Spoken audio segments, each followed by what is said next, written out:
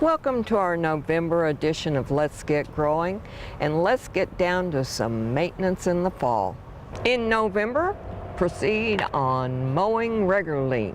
And remember, we've raised that height up and we want to keep it up so that we're having a tall blade that sends nutrients back down to the roots. Remove dead or diseased wood weekly from the lawn so that we can make sure it's not getting dead spots. In November, you can begin your major pruning of trees. Remember, if you have oak trees, when you make a cut, you paint that cut. And remember, we want to remove dead and disease first, crossing and rubbing limbs, and then clean out the middle. If you have to get on a ladder to prune, call a professional and ask if they're a certified arborist. You can plant shrubs, trees, cool season vegetables, and cool season annuals this time of year. Also fertilize your pansies and other winter annuals so that they'll have blooms for you all the way through. Hey guys, don't forget, we need to feed the birds no matter what time of year it is. Everybody is into succulents, and we need to separate those just like we do our other plants. So look at this. Is this not over-rooted? Does it not need help? This is in the aloe vera family, and it stays really small, so it is perfect for an interior environment. It takes a lot of filtered sun, but not direct sun. And in less light, their little leaves will open up a little bit more. Now you can see I'm having a little bit of trouble getting this apart. But you just pull them off. See how it was joined to the plant, and now I've got one little root. And these are called pups. And you can see where it's broken off, and there's even another little baby coming out. And then we have the original.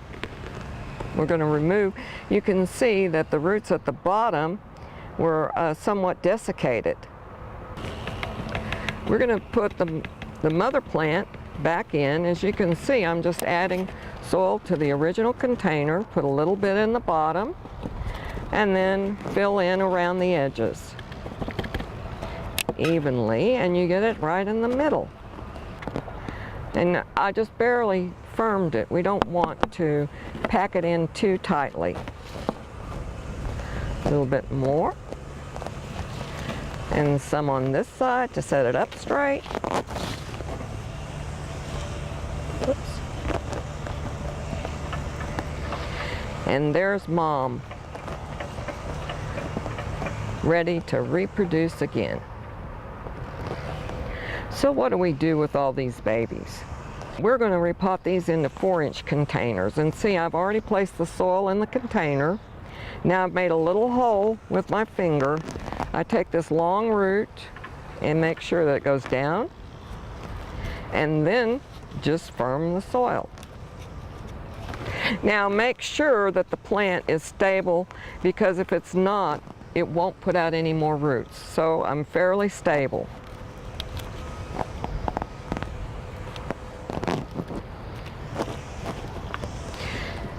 But this one is a little bit more extensive root system. I'm going to pull off anything that's not attached. I'm going to remove a little bit of soil from the container. And I add the root ball and soil. And see, I have a little pup on the side, so I want to be a little bit careful with it.